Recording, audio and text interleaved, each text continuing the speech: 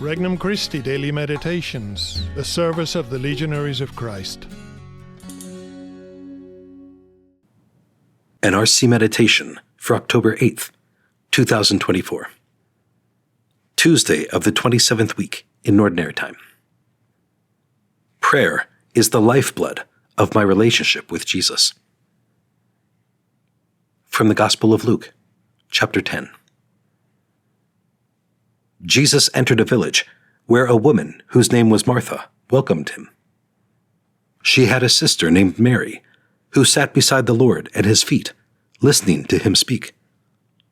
Martha, burdened with much serving, came to him and said, "Lord, do you not care that my sister has left me by myself to do the serving?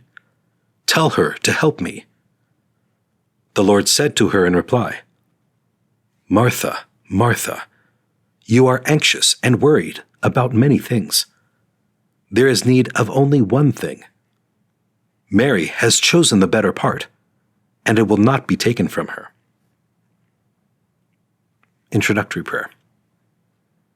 Lord Jesus, you are the master of the universe, and yet you wish to listen to me and guide me. You know all things, past, present, and future, and yet you respect my freedom to choose you. Holy Trinity, you are completely happy and fulfilled on your own, and yet you have generously brought us into existence. You are our fulfillment. Thank you for the gift of yourself. I offer the littleness of myself in return, knowing you are pleased with what I have to give. Petition. Lord, help me to learn how to pray better. First reflection. More things are wrought by prayer than this world dreams of. Many good people see prayer as a weak thing that really doesn't help.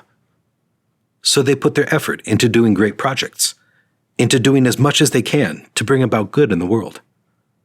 This is a good thing. But prayer is essential. Even if I manage to involve thousands of others in my project, I will still not accomplish as much as when I get God involved. Getting God involved through prayer is the first and most important thing to do if we are going to accomplish anything. As King Arthur says to Sir Bedivere in Tennyson's Morte d'Arthur, more things are wrought by prayer than this world dreams of. Second reflection. Persevere in prayer with love. Many critics of prayer complain that they pray a lot, but it doesn't seem to do any good. Well, there are a couple things to say about that. First of all, there needs to be love for God in my heart. God needs to be someone familiar to me, a friend. In asking for a favor, I expect to get a greater response from someone I know, someone who is close to me, than from a stranger.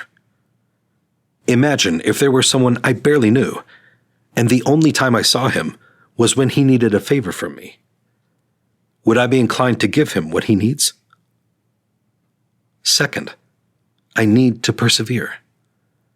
Like the Canaanite woman who asked Jesus to cure her daughter, I have to persevere in prayer when things are difficult. Her perseverance increased her faith, and in the end, it got her what she wanted. If I persevere in prayer with love, I will get all that I need. Third reflection. Cooperate with God's plan instead of insisting on your own. I need to remember that every prayer has its effect.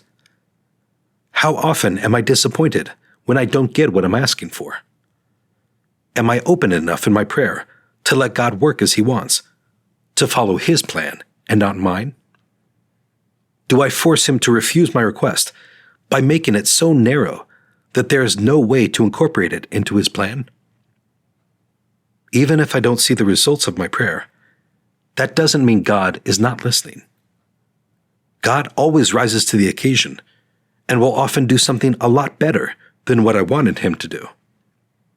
He does what is best for me, even if it does not entirely conform to my plan. I may never know or realize, in this life, the specifics of how God listened to my prayers. It takes faith to accept this. Conversation with Christ. Dear Lord, whatever project I undertake, help me to remember to start it with prayer. Pray while I am doing it, and finish it with prayer. I want to be close to you like Mary. I want to serve you like Martha. Help me to find the right order and balance in my life. Resolution. When I consider the biggest thing I am doing for God today, I will be sure to ask Him in prayer to bless it. For more resources, visit regnumchristi.org or download the Regnum Christi English app today.